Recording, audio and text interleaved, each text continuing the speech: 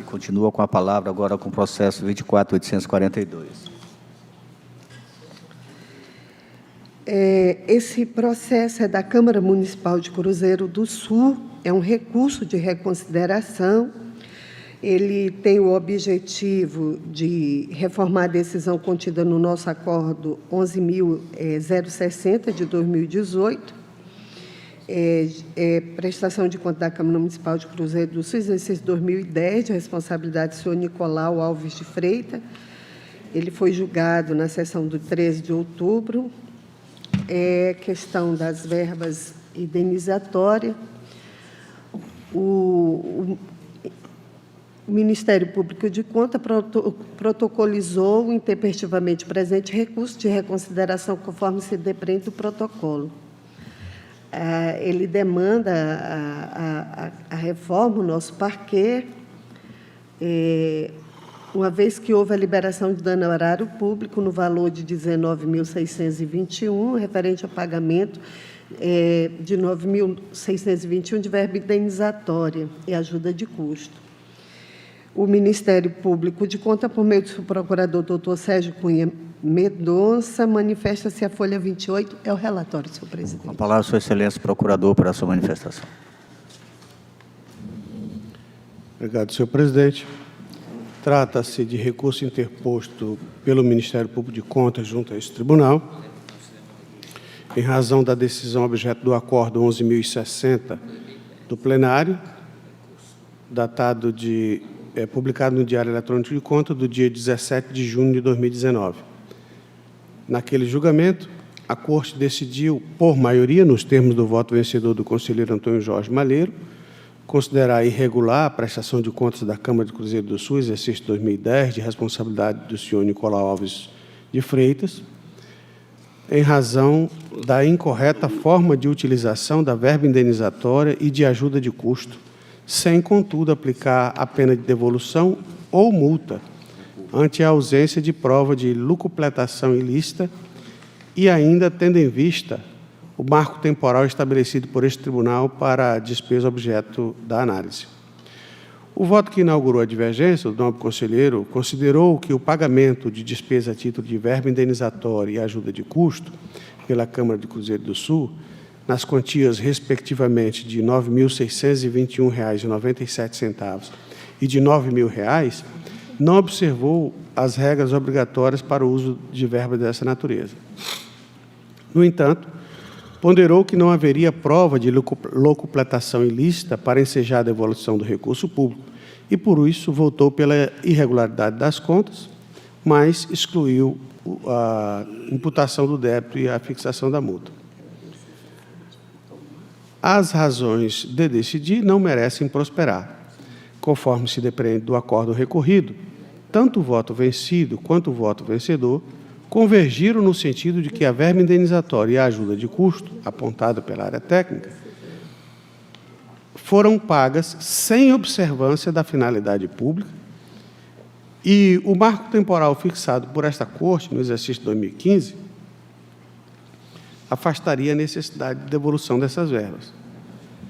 Quanto ao pagamento de ajuste de custo e diários, este tribunal já se pronunciou em processos semelhantes, aduzindo que o ordenador de despesa deve ser compelido ao ressarcimento das quantias pagas, quando não estiverem presentes os elementos mínimos à comprovação dos fatos e do interesse público correspondente. É o caso do acordo número 7.654 de 2012. No mesmo sentido, os processos 12.865, 2009 e 20, prestação de contas da Câmara de Cruzeiro do Sul, referente ao exercício 2008, e o processo 13.867, prestação de contas da Prefeitura de Assis Brasil, exercício 2009, segundo as quais são passíveis de recomposição erária as despesas realizadas a título de verba indenizatória, sem vinculação com a atividade parlamentar, ou sem a efetiva comprovação, ou com a ausência de procedimento licitatório, ou com a ausência de justificativa para dispensa ou inexigibilidade de licitação, ou realizadas com habitualidade quanto aos prazos e valores concedidos a cada vereador. A administração pública é norteada por princípios como a indisponibilidade do interesse público e ainda moralidade e probidade administrativa, que imputam ao agente público o dever de cuidar com retidão dos interesses da sociedade. Sendo assim, não há ofensa ao interesse público que seja insignificante em relação à moralidade e à probidade administrativa constitucionalmente asseguradas. Não há que se falar em pouco prejudiciais à administração.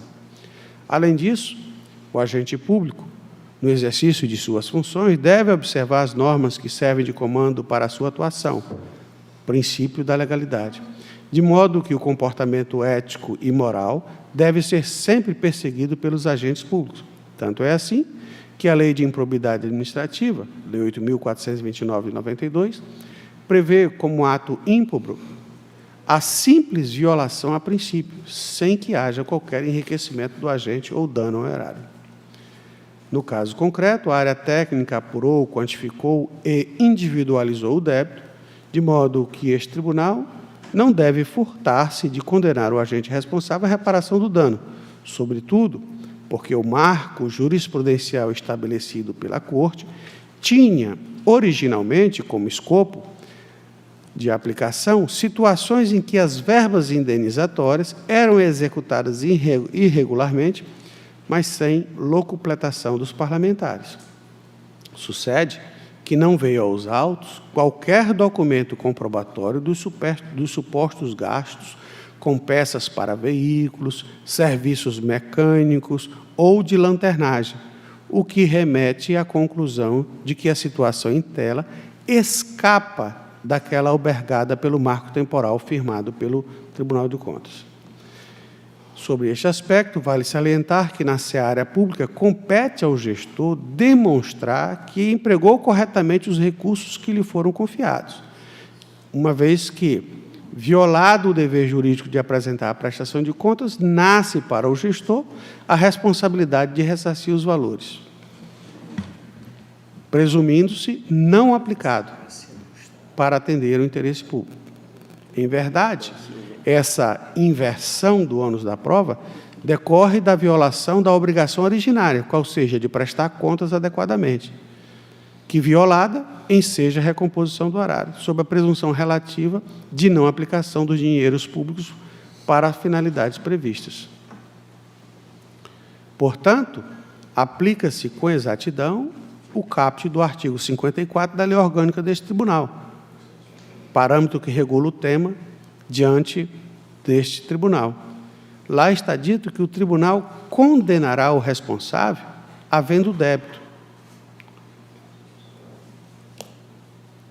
Isto posto, este Ministério Público de Contas requer o conhecimento do recurso por ser próprio tempestivo e, no mérito do seu provimento, com o objetivo de reformar o acórdão recorrido para condenar o senhor Nicolau Alves de Freitas ao ressarcimento da importância de R$ 19.621,97, referentes à verba indenizatória e ajuste de custo, pagas sem comprovação da finalidade pública, devidamente atualizada nos termos do artigo 54 da referida lei, sem prejuízo da multa acessória fixada a critério do plenário. Pela remessa de cópia do apurado ao Ministério Público Estadual para conhecimento e providências que entender adotar. Este é o parecer, senhor presidente, senhoras e senhores conselheiros. Com a palavra, sua excelência, a relatora para seu voto. Obrigada, senhor presidente. Diante do exposto, vou direto ao voto. Conheço do recurso de reconsideração apresentado pelo Ministério Público de Contas e, no mérito, pelo desprovimento, mantendo na íntegra o acordo 11.060 de 2018, plenário, pelos seus próprios fundamentos. Envio de cópia do acordo ao atual gestor da Câmara Municipal de Cruzeiro do Sul e, após as formalidades de estilo pelo arquivamento dos autos, é o voto, senhor presidente. Em votação, conselheiro José Augusto. Acompanho o voto. Conselheiro Antônio Malheiro. Excelência, acompanho o voto e inclusive, entendo bem a posição do doutor Parquet, elogiável, inclusive, o cuidado com a gestão, mas aqui cabe lembrar todo o esforço que foi feito por esse tribunal, começando, inclusive, na gestão da presidência do conselheiro Ronald Polanco, quando nós tivemos que enfrentar o pagamento das sessões extraordinárias na Assembleia. Ninguém sabe, não foi dito, mas foi resolvido. porque saiu a emenda 2019, 2009, 2010, e ela não tem quase que um efeito imediato, até porque o gestor, às vezes, nem sabe que saiu uma nova regra. E as sessões extraordinárias continuavam existindo, e o nobre conselheiro chama aqui a Assembleia, e isso foi ajustado aos poucos. Também a mesma coisa aconteceu com as verbas indenizatórias, e sem alarde, hoje o tribunal pode dizer que os 22 municípios ajustaram a regra dos seus gabinetes.